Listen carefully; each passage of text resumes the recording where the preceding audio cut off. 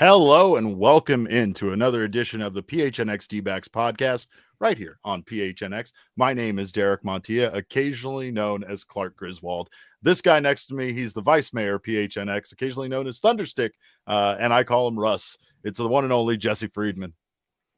I have no idea what you're talking about. Oh, I think I know what movie we're going to make you watch, that's for sure. But of course, this show is brought to you by the fine folks at the DraftKings Sportsbook app, America's top-rated sportsbook app. We are so glad to have you guys here. Welcome on in. Leah is screaming at Jesse already for not knowing. That can't be good. If Leah is screaming at me for not having seen something, it's usually pretty egregious. So that's not a good sign. That's very true. But we have a lot to talk about. Of course, there's a lot to talk about when it comes to the rumor circulating around the Arizona Diamondbacks and what they might end up doing, Jesse, this offseason. Our friend, my friend, I don't know about you. I don't know how close you guys are. I know how close we are, but Gambo, a.k.a. John Gambadoro, he reported that the D-backs are zeroing in on some bullpen pieces, possibly before the winter meetings.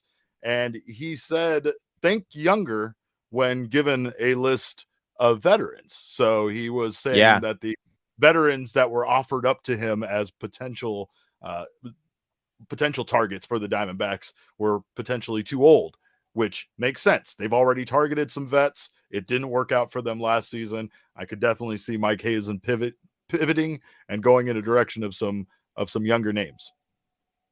Well, I have to start by saying this is the 1-year anniversary of the Diamondbacks signing the one and only Mark Melancon. Why would you do that? Why would you do that? To a 2-year contract. That was a year ago today. And if any of you are trying to make the case that you were not overjoyed that the Diamondbacks had landed Mark Melancon, I do not believe you. Because I was also among those people who thought it was about as good a move as they possibly could have made at the time. But anyway, we'll get into a little bit more of what was going on a year ago today, because there's a whole lot more there to talk about later in the show. But as far as the Diamondbacks bullpen candidates go, it was interesting that Gambo basically responded to this tweet that was put out at him with some different possible names. Most of the names there, like you alluded to, were above the age of 35 roughly, although Andrew Chafin was also on the list.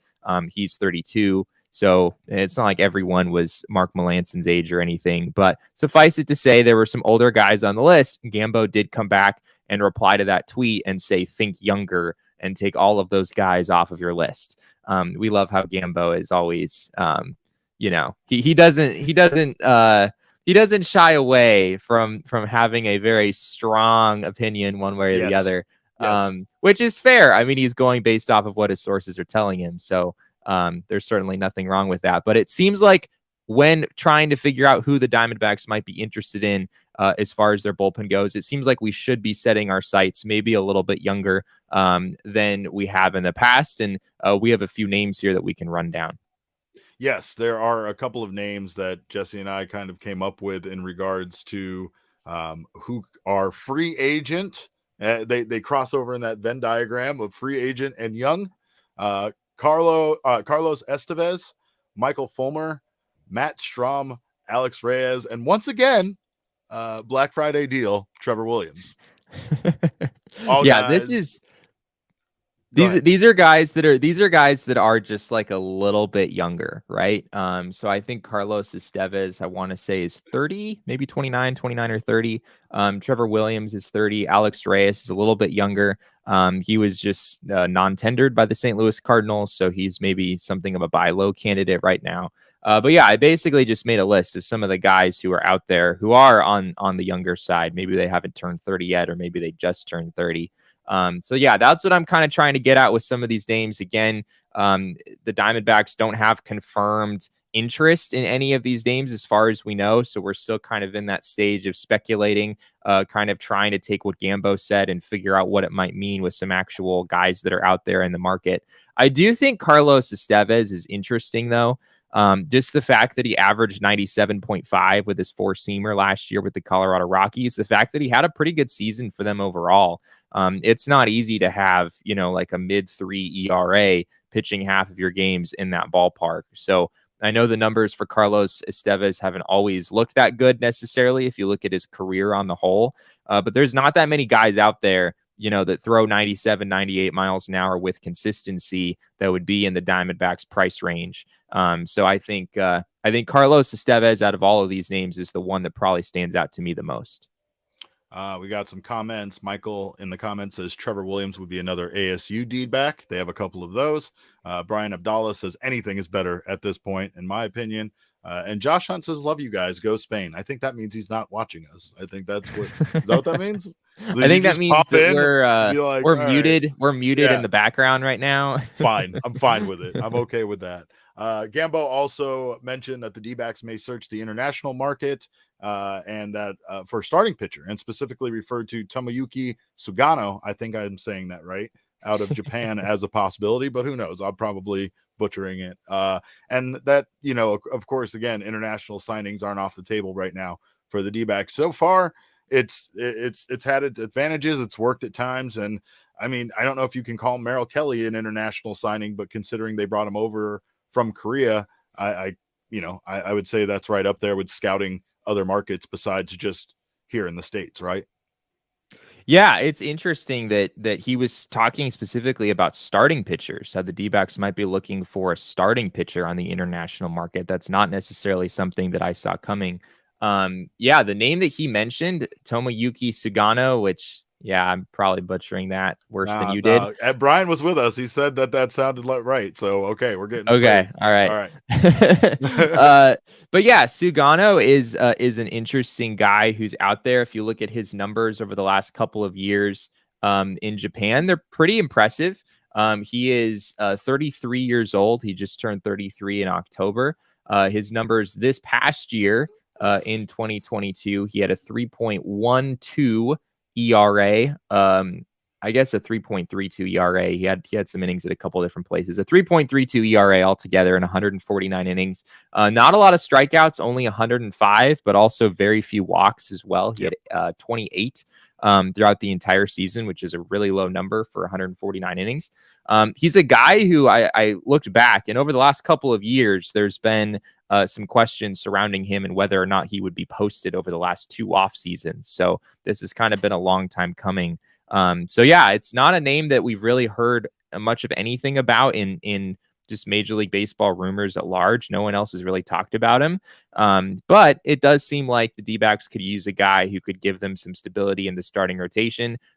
Seems not ideal that he's right-handed. I think the Diamondbacks would maybe prefer a lefty, but you're not necessarily going to find that easily on the international market. So we'll have to see what happens here. Brian in the comments says last time they went to this well, we got Yoshi out of it, which was nice. I like Toronto. Toronto was a fine bullpen addition. And of course, I like the fact that the Diamondbacks, I know I wasn't on yesterday's show, but that the Diamondbacks seem to be all in on perhaps some of these bigger free agent names that we didn't think that they would be tempted to spend the money on or go after at this point. To be honest, do you want to give us your Xander Bogaerts take real quick, Derek? I have a hard time believing it. That's my personal opinion. I mean, I'm not fair. Trying.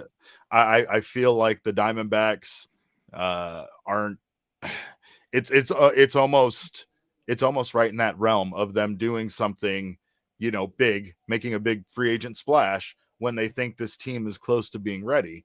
But I just don't know if this team is actually as close to being ready as they think it is. I mean, they could see the projections and be getting excited about that. It was something we joked about them being tempted by, but when you start seeing multiple projections for your team to be a plus 500 team the way it is now without any additions, it has to be a temptation to go out there and add 2 or 3 big free agent names.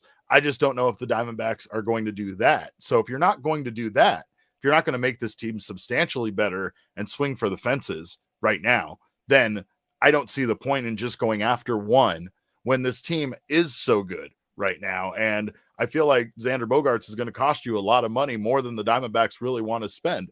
So again, it's putting all of your eggs in that basket versus maybe spreading it around a little bit more and going after maybe some of these bullpen free agents that really was your big problem last year. The team didn't have an issue generating offense, or they really didn't have that many issues with starting pitching. To be honest, the issue with starting pitching, it mostly lies at Madison Bumgarner, and that's not really going to change next season. I don't see them putting him anywhere else besides the starting rotation. So like that's still going to be a liability once every 5 games. And you're also, still have, some question marks, but you have some, honestly, some very, very talented guys that are young guys that are still improving at the back end of that rotation that could very easily be the answer to their starting rotation woes that they had last season.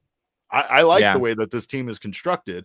I don't really think that they need to go out there and spend that much money just on one particular free agent. But sure, I if they're going to do it, they have so much of a gap between them and their competition in the NL West. So they're going to have to start spending really if they want to hang with some of these teams. Even the Colorado Rockies have a substantially higher payroll than the Diamondbacks do. They're just not really doing much with it.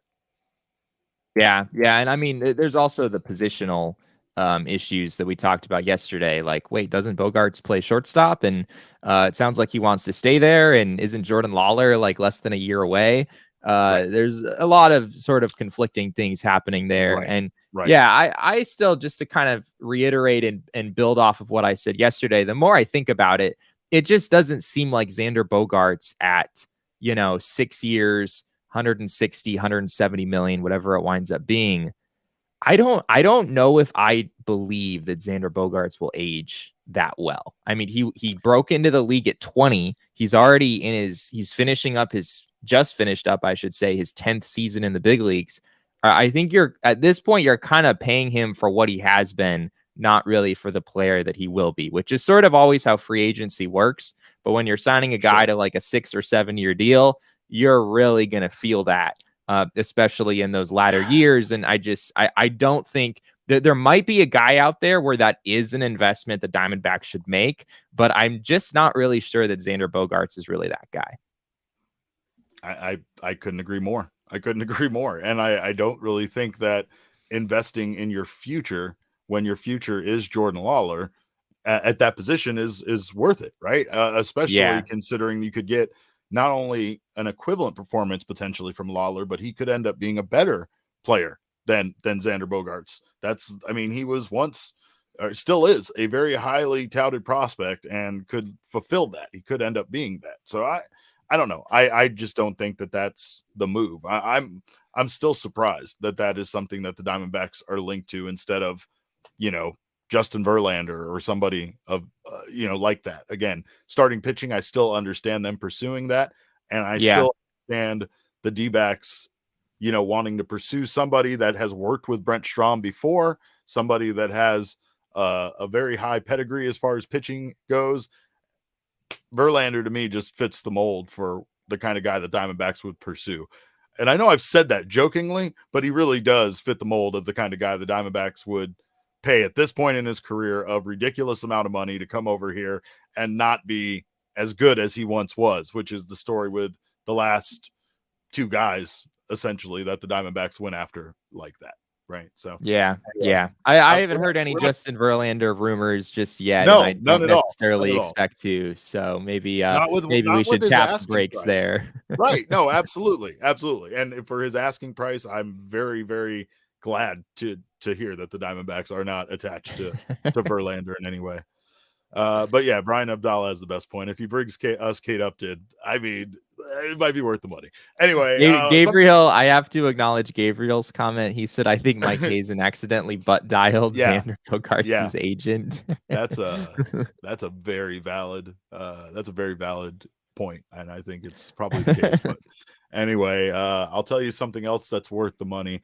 Getting yourself a PHNX Diehards membership. Join us over here. We're all about the 3 C's. The state's all about what? 5 C's? I don't remember, Jesse. It's been a long time since I was in school, but 3 C's over here: culture, community, and content. We're giving you a free PHNX shirt or hat every year, 20% off every merchandise order at the PHNX locker, exclusive merchandise for diehards only, that membership card and a sticker pack to prove you're a diehard, as well as diehard only offers from our partners, 20% off tailgates and takeovers for every team in town. Of course, the diehards only Discord Lounge, which is the best place to be a Arizona sports fan, and our diehards only newsletter from PHNX beat writers like our very own Jesse Friedman.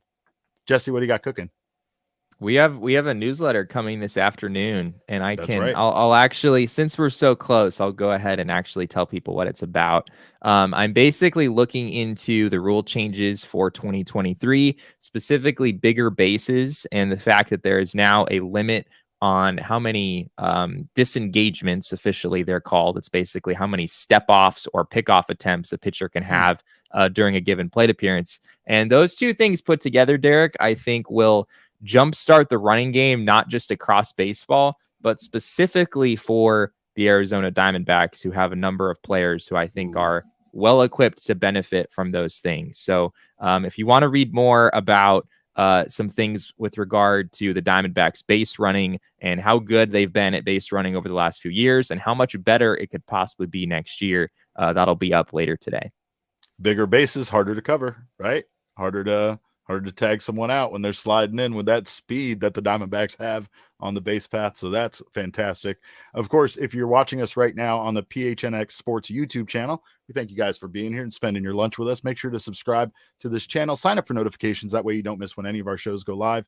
And also, if you're listening to us on your favorite audio podcasting app, please subscribe to us. We loved to see so many of you guys having us in your Spotify year wrap-ups or whatever. I don't know what those things. I'm not familiar with these apps. I use the Apple Music thing, but we're so glad that you guys have enjoyed it and been listening. Of course, make sure to leave us a review. We'd love to hear from you and have that feedback. And also, it's Cyber Week over at More Furniture. So if you haven't had a chance to do so, save yourself up to 50% over at morefurniture.com. And of course, make sure that you let them know that I don't beat up my chair anymore. Look, I put the bat away earlier, so maybe you guys can put in a good word for me over at More Furniture. Jesse, we have a guy to talk about. We have some grades to give out. It is time for us to grade Christian Walker's 2022 season. I've been looking forward to this one. Christian Walker had a really good year, and he's just, I don't know, he's kind of become a darling here in Arizona. I think there was a time when people were kind of wondering, like, okay, Christian Walker was really good, right after the D-backs traded Goldschmidt, and then maybe he kind of, fell back to earth a little bit. Maybe he isn't quite the player that we thought, and then he just had the year that he just had, and now we're all ready to gush about Christian Walker again. Gary Walden says that I look like Zach Davies. He does, which is interesting. I've never heard that before. I think that's a compliment. I think that's a compliment, right? You're much kinder than Zach Davies. We'll just say that based on allegations and things we've heard. But anyway, Christian Walker, though, just an outstanding first baseman for the Arizona Diamondbacks. Quietly puts up some amazing numbers. It's kind of like when we brought up all season long, his just his defensive numbers. Obviously, his offensive numbers grew as the season went on. His power was there all season, but his consistency at the plate grew. And but defensively, he was just amazing all season long, and head and shoulders above other first basemen. Yeah. So I mean, this is since 2019. Looking at outs above average, which is StatCast's primary defense statistic. And we've talked about this before, but I have to bring this up because it's so insane. Since 2019, Christian Walker is a plus 33 in outs above average, which is an enormous number for a first baseman. The next two guys on the leaderboard are Paul Goldschmidt and Matt Olson, who are at plus 11 and plus 12 respectively. Christian Walker's at plus 33. He's literally triple the next two guys on the list. It's insane how good of a defender he's become, especially for a guy who wasn't even, like, I don't remember talking about Christian Walker's defense back in like 2018, 2019, when he was, first coming up and he had a long winding road to get to the big leagues. Everyone was talking about the power. Nobody was talking about how Christian Walker was about to lap the competition defensively over the next 3 years. One thing I remember at that time for Christian Walker was living in the shadow of Paul Goldschmidt, right? There was at the time, there was more focus on just comparing his numbers in general to what Goldschmidt was doing, and having a sense of satisfaction that this guy that we were paying, the league minimum or whatever he was getting paid at the time, right?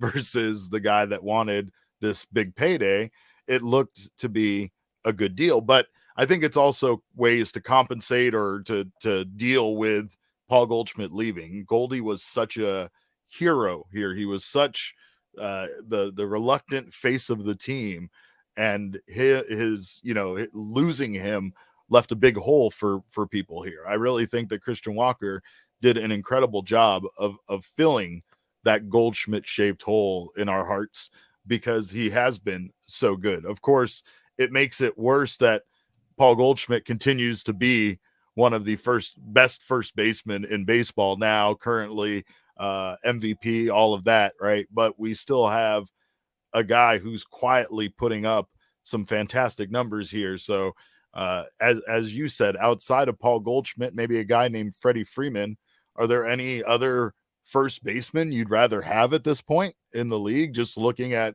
some of the other guys that are out there that are considered, the top guys. Like, there are some great names out there, but I don't know if I would necessarily feel a need to replace Christian Walker with any of these guys.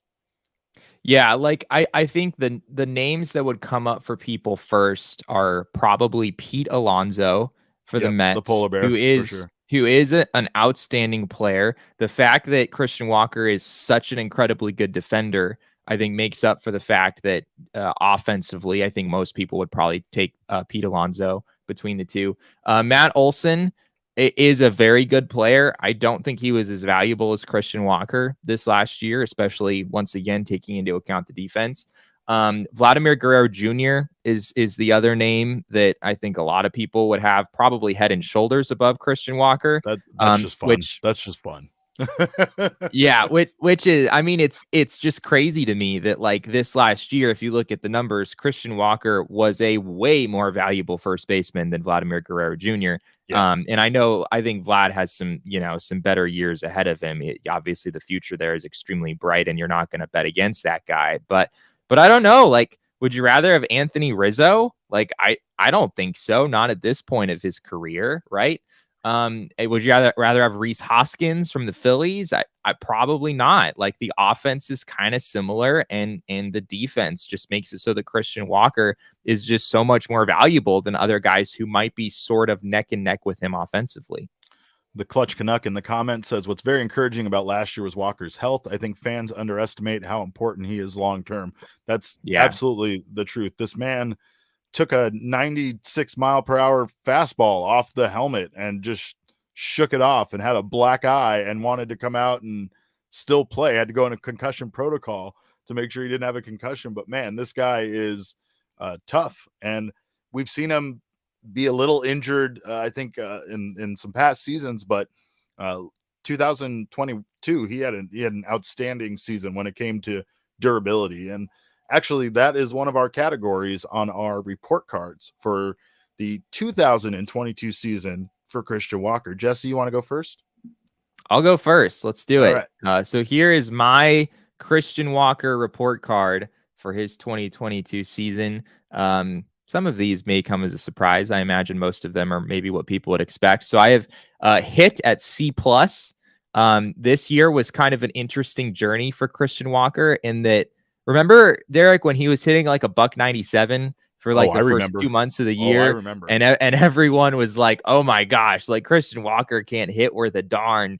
And then as the year went on, you kind of saw things correct. He winds up, hitting around 240, 242 was his end of year batting average, which is really remarkable considering how low his batting average was through the first couple months of the year. I have an A- for power, 36 homers. I mean, that's pretty good. I think it's possible that Christian Walker at his peak could do even better than that. Maybe he gets some more doubles in there as well at some point, but by and large, it was a really successful year for him offensively in terms of power. As far as a base runner, this isn't really an important tool. For Christian Walker, I'm giving him a C here. He is, I think, in general, a smart base runner, in terms of taking the next base when he can and whatnot. He's not particularly fast necessarily, although he's around league average in terms of sprint speed, which has some value for a first baseman. Field goes without saying, A+ there. Can't go with anything else. If I could add an extra plus, I would. Durability, I have an A for the reasons that you mentioned earlier. And then dogging him, I'm giving him a B+, which in some ways I feel like comes across as an insult, but I really don't intend it that way. I think Christian Walker has plenty of dogging him. And once he kind of got past the BABIP gods early in the year, where his batting average on balls in play earlier in the year was just so abysmal for a while. Once he got past that, he had what was really an outstanding season when all is said and done. Well, Jesse, yesterday was a tough day for me because it was my father's funeral, but it was made better by the fact that my nephew came up to me, gave me a hug, and he handed me a small bottle of tequila. Now, as promised, I'm going to take this shot of tequila on today's show. And the reason why I'm doing it at this point is not only in honor of Christian Walker's tiny bar in the clubhouse that I very much enjoyed all season long, but I'm also taking this shot in honor of how close our two report cards are. So, Leah, would you fill mine up? Because as you see here, we ranked him very similarly. C+ in hit, A+ obviously in power. I gave him a lot of A's right down the line. Running, C-. He not extremely fast, and he's kind of slowed down over the years. Maybe he just didn't need it as much this year because maybe his home run trot was factored in to his sprint speed. I'm not sure, but like you said, fielding, I would give him three more pluses if I could. Durability, the man got hit with a baseball and wanted to play the next day or like the same game or something. He's a crazy person and I love him for it. And that's also why I'm giving him A- for the dog in him. He stays calm and collect, but I mean, I rarely see Christian Walker leave the batter's box after he struck out without having some words for somebody. I don't know if they're for the umpire. I don't know if they're for the catcher. Probably for himself. Maybe for himself, right? I think Christian Walker holds himself to a very, very high standard. He really does. And I mean, all major league players, I think, probably do. I mean, that's why they're at the level that they are. But yeah, if you see Christian Walker talking on the field, I'm gonna bet it's probably just him, maybe not measuring up to his own expectations for himself, which he holds himself to a really high standard. So that's hard to do. All right, I'm gonna do this shot. It's gonna be let's go. It's Patron, so it's not bad. All right. Sorry. Anyway. Gotta wash it down with some Four Peaks. Is that what I? Yeah, got some Four Peaks going on to wash it down. Of course, Ben in the comments asked which D-backs player ranks highest for dogging him, and I know it's not Mailbag Monday, but Ben, no, I didn't have a line. Sorry, I was. Yeah, you kind of have to. This was handed to me far from a tequila aficionado, but you're kind of supposed to have the line. Yeah. No, yeah, you're right about that. Part of it. But I want to back up, and Ben says which D-backs player ranks highest for dogging him, and that answer is Josh Rojas. Is there any doubt? I think I'm on board with that. I think I'm on board with that. I mean, we've already given out like didn't we give Zach Gallen an A+, and we probably gave Merrill Kelly like an A or an A+ already. So I don't think we can come out and give like anyone a D in dogging him. I don't think it's that kind of a category. It just doesn't work that way. Mark Melanson. Mark Melanson, Jesse. We're not grading the man. We're grading his 2022 season, and he gets a fucking D, let me tell you. Anyway, before we move on to our wait, do we have overall grades or was that it? Is that it, Leah? Oh, okay. Yeah, we do. Oh, we can talk about our overall grade. Yeah, no, is what Lee is alluding to. Well, I gave him an A. I mean, obviously early on he struggled like a student in school, right? You want to see improvement. You want to see somebody try harder, pick up the slack, even if they had Fs early on. Sometimes you might even give them that extra boost because you see him trying so hard and whatever, right? But Christian Walker defensively, you can't argue with him having an A+ season through and through. And offensively, it wasn't like you can't be really mad about his lack of hitting, consistency when he had the power he did. But once both of those were kind of online late in the season, I couldn't help but give him, the grade for his overall performance. And Ben said, plus he had COVID and came back, which is difficult. So there is a lot of that going on. And I think that, I don't know, he was just one of the guys that doesn't really get the credit he deserves. Maybe he doesn't get like the flowers he deserves because he's in a market like Arizona. I feel like if he was in some place like New York or one of the bigger markets, that he would probably be a name that a lot of people discuss more as being one of the top first basemen in the league. Yeah. Oh, I think there's no question. I'm going to go slightly harsher. I have an A- for Christian Walker on the season. Mostly just because he hit 242. And that is something we've seen Christian Walker in years past have a higher batting average than that. And I really think he can. And again, part of that is just because of how unlucky he was early in the season. It seemed like every hard line drive was right at a defender every single time for him for a couple months there. Like his expected stats were still quite a bit better than his actual stats at the end of the year. So I think there's another level for him to reach. And that's crazy to say, because something we haven't said yet is that if you look at Fangraphs wins above replacement, it's Paul Goldschmidt, it's Freddie Freeman, and then it's Christian Walker. He graded out as the third most valuable first baseman in all of baseball this year. And I'm going to go out on a limb, Derek, and to answer our question that we posed in the headline today, is Christian Walker baseball's most underrated first baseman? I think the answer is honestly an easy yes. Absolutely. He graded out as the third best guy in all of baseball. Obviously, everyone knows who Freddie Freeman and Paul Goldschmidt are at this point.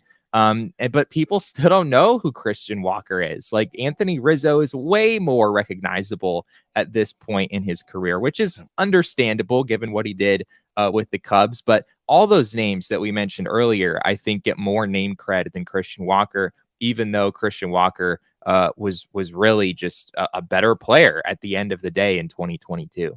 Yep, absolutely. And I agree with you 100%. And of course, shout out to the official chaser of that shot, Four Peaks Brewing Company. Of course, we've told you guys that this is where our official World Cup parties are at. You can enjoy beer specials, giveaways, guest appearances this Saturday. We're looking forward to cheering on Team USA. If you aren't able to make it, have a toast to the red, white, and blue with a Four Peaks that you pick up wherever you get your beers. But of course, give the gift of beer this holiday season. Four Peaks still has limited supplies of their December Advent calendar box, Jesse. I get a beer every single day. It's just like this show. For $55, enjoy specialty beers, tall boys, and more. Purchase at their 8th Street pub in Tempe. Of course, come on out for our watch parties. They have been an absolute blast. It's madness out there. If you want, I know how it is. Sometimes with things you like or things you're into, your friends might be not into, your co-host might not like soccer, and then you don't know who to hang out with. Come hang out with us at the 8th Street Pub. It's the best place to be. Of course, as always, make sure to be 21 or over to consume their wonderful beers and enjoy responsibly. And also, Jesse, I want to give a shout out to our friends at OG's because OG's is been keeping me sane during this time of basically being locked up in my house a lot. I haven't been feeling well. You haven't been feeling well. We're staying away from each other so we don't get each other sick or anybody else sick. Leah's away. We're all away. We're all trying to stay as healthy as possible. But of course, for me personally, OG's is making it fun. They make everything better, and they're all about flavoring life with their wonderful variety of flavors and doses and strains that you can find. Get them at your local dispensary. Must be 21 years or older to enjoy, and enjoy responsibly. And honestly, Jesse, I'm ready to give out. I know it's not the season. I know it's not time to actually give out performance grades or anything, but I'm ready to give out the OG's Performance to Forget. Let's go. It's OG's Performance to Forget time. And I'm ready to forget these freezing cold takes, Jesse. I'm giving the performance to forget to these freezing cold takes from last offseason. Last offseason was awful. 1 year ago today, the MLB hot stove was absolute madness, of course, because the beginning of the lockout was a year ago tomorrow, which I don't know. Well, really, I mean, it was at like 12:01 a.m. Yes. Eastern time on December 2nd. So it was really like 10 o'clock, like basically 10 o'clock tonight was it will be officially the 1-year anniversary of the beginning of the lockout. And that lockout, Derek, lasted for 99 days. I know what was my date? I think I had like January like 31st or something was the day the lockout was gonna end. And then I gave boy, was I dead wrong. I gave Valentine's Day. I thought that usually Valentine's Day is when pitchers and catchers report around Valentine's Day. I thought it would be a nice move for them to like lock this up before they could, go spend time with your significant other. Enjoy the Valentine's Day, right? No, they're not lovers, Jesse. MLB is fighters.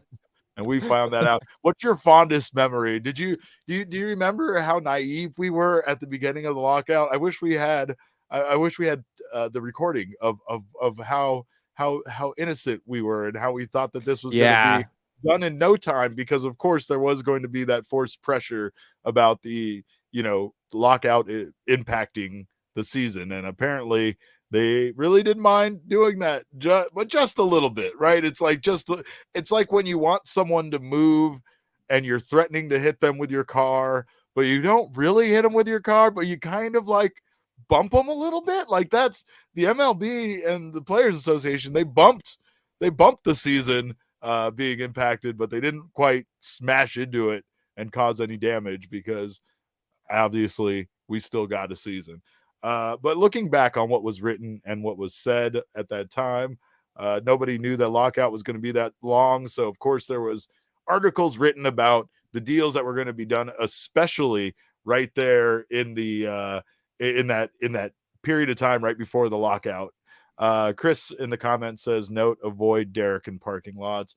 No, there's not. Look, it was a metaphor. I do not actually. Well, okay. Anyway, Jesse, some of these were kind of funny looking back on what happened. These were some articles that were put together where multiple analysts gave their takes on where they thought some of the big name free agents were going to go.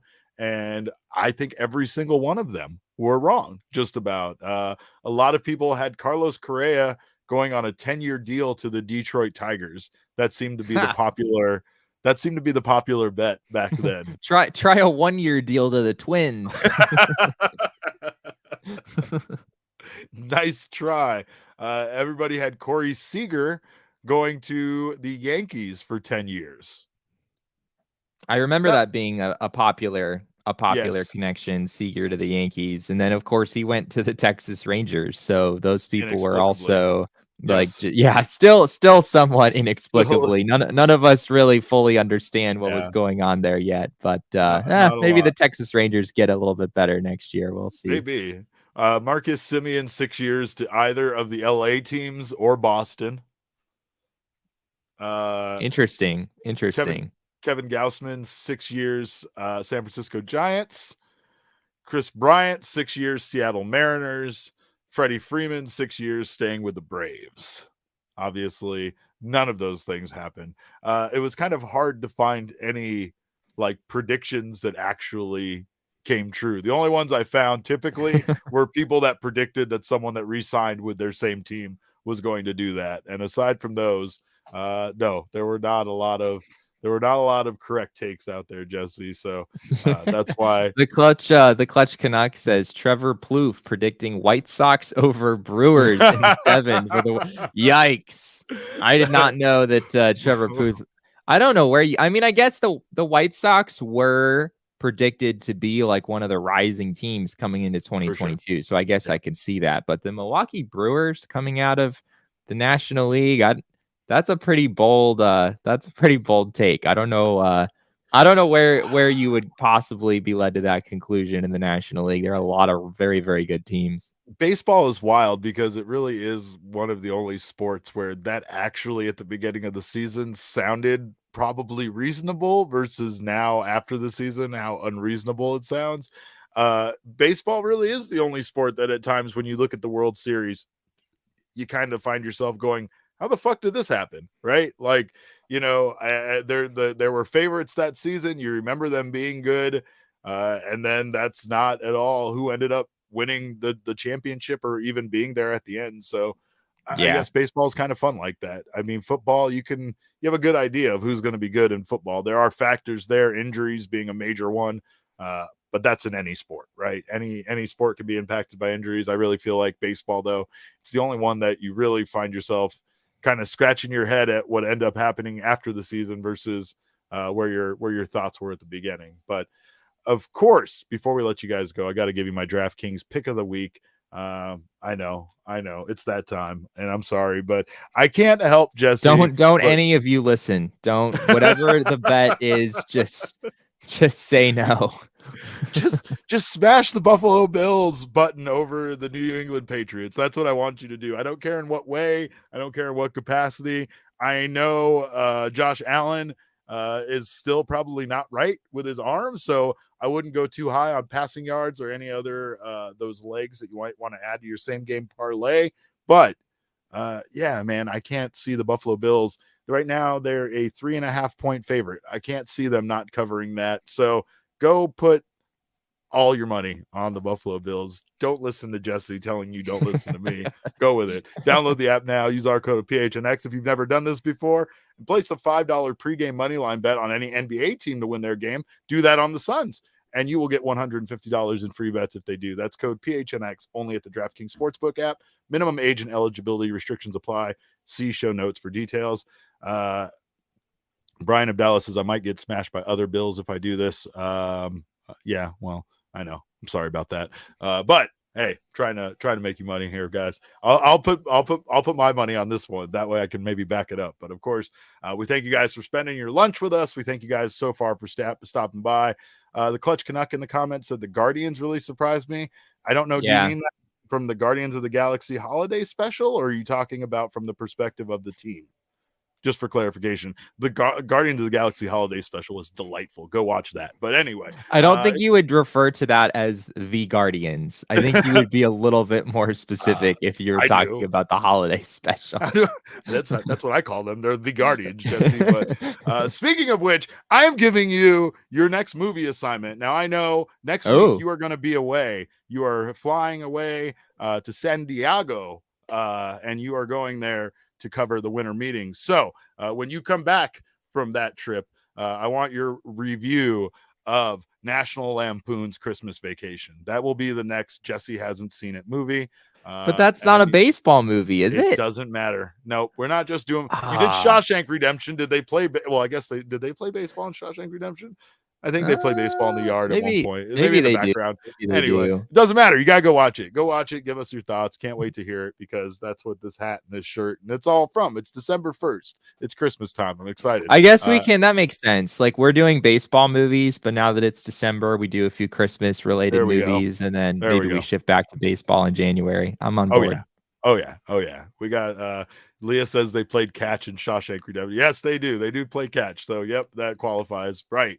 I don't know. Do they hit something? Leah says Christmas Vacation is the best Christmas movie in all caps. She's not wrong. Wow. Okay.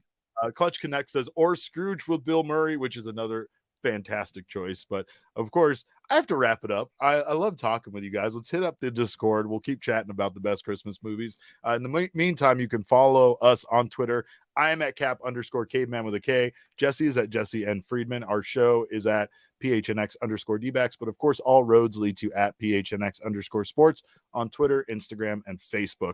We thank you guys again for joining us on behalf of Leah, Jesse, and myself. We always appreciate your time. And remember, kids, baseball is fun, but it's so much more fun when you were right about where players were going to go in free agency.